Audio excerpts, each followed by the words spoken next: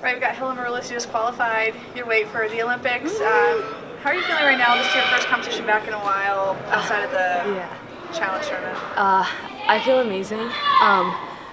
For the challenge tournament, like I said before, I knew I wasn't in full shape and I didn't know what to expect, so I was very thankful to have won, but to come here and wrestle foreign competition, wrestle the world champ, wrestle just round robin, so it's like 4 matches. It's just awesome to see where my shape is at, my wrestling, my pace, and I'm seeing there's a lot to work on, but for 3, 4, 5 weeks from the wrestle off to this, I'm really happy. And what's your evaluation of everything today for you? Good. There's some little injuries and some bumps along the way, but I think the biggest thing for me I've learned in my career is, I've wrestled under every type of circumstance. I've wrestled injured, healthy, I've wrestled scared, I've wrestled confident, I've wrestled calm, I've wrestled anxious. So for me, whatever comes up the day before the day of the tournament, I just don't fear. I just really trust God, and I think the one thing that I had to learn from 2018 was it's not about my physical preparations. I'm a champion because of up here, and for me that mentality is just walking with God, and it's just such a blessing to be back on the mat and get to do this again. It's not words. I'm really you take it for granted the athlete life for so long, but I'm just so thankful to be here. What was going through your mind when the trainers had to come on the mat in that second match? Well, so I couldn't straighten my knee. I knew right away when she tripped it, something pulled or popped. And the mistake that I made in 2018 Worlds, I actually blew my shoulder out in the match. I tore it. And if you watch the match, you can't even see where I stopped for a second.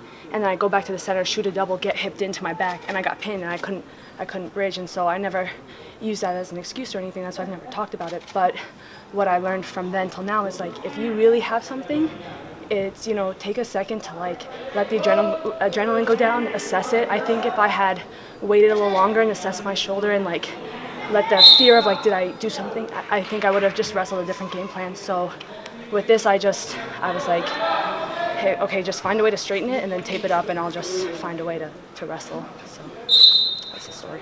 You talked about the mental aspect of being a champion up here, and obviously for you, it was a little different because you're coming off of being the Olympic champion. These girls are trying to accomplish it for the first time. How much did you pull from your experience in 2016 for this particular event?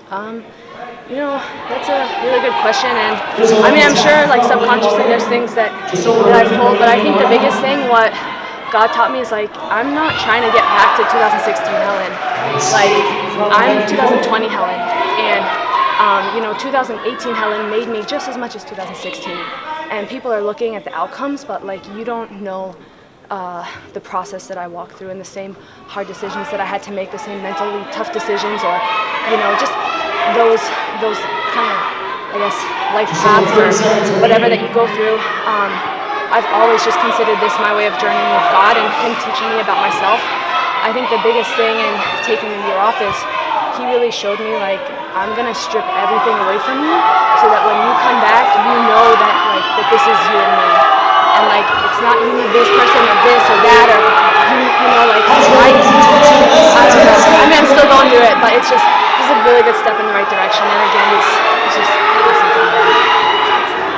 Some of your teammates have talked about the closeness of the team, and what you bring as a gold medalist, and what some of the younger kids are trying to get to that level. How you feed off each other, how you help each other out, your experience, and then maybe some of their youth and enthusiasm is you have to grind it out, and how that helps you. This team dynamic is really amazing, and most of the girls are at the training center, and I just think they have such a great kind of system out there, and they've all said they love the camaraderie. And for me, I was out there for a while, and then I've kind of always just bounced around and done my own stuff. Now I'm living at home with my parents. But the cool aspect of the team is that I think everyone has a confidence that they're going to get their own individual job done, and then we also just help each other. So Kayla, I used to mentor her. We just help her out to make junior world teams, and now she's here, killing the senior circuit. So it's really cool to see that come full circle. And it's funny, I was talking to John, my coach last night about this, and I was saying one of the most impactful things for me leading into the Olympics was having Elena Pershkova as my teammate, and she was a huge help living with her those 2 years, and she'd been to an Olympics already, so she knew like what to talk to me about, like, hey, opening ceremonies, it's gonna be hype, don't get caught up in it, here's how you stay away or save your energy. So just having her mentorship and her friendship made a big difference. So I'm excited for that part to bring my experience from the Olympics to these guys. Selfishly, as a Marylander, only 1 year older than you, do you speak to going back home, being with John, being back with your parents, and how being back in Maryland has hopefully helped you in this process? Yeah, so I mean, again, I wasn't gonna go home for Christmas, and I didn't know if I was healthy enough to travel. I don't travel that much, and I ended up going, and I thought I had really bad symptoms off the plane, so I thought I wasn't even gonna wrestle. And then my club coach from when I was a kid was like, hey, there's this guy in town, John, one of the coaches, like, go train with him. So then I went, and I was like, hey, I don't even know what I can do. We can't really wrestle. I'm just trying to see if I can do 20 minutes on the mat.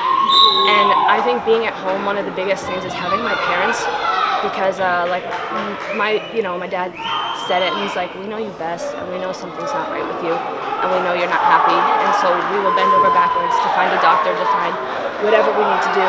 And my mom, she takes me places. My dad puts me through my conditioning. I'm like, listen, Dad, just call these things out. Like, don't mess it up. Just put me through conditioning. So it's so cool to live at home. And I moved away when I was 16, so to pursue wrestling. So to come back full circle and get to be a part of the wrestling club, the kids club, work with John, learning how to coach, and doing more of that. And the community in Maryland is so supportive. So thank you guys.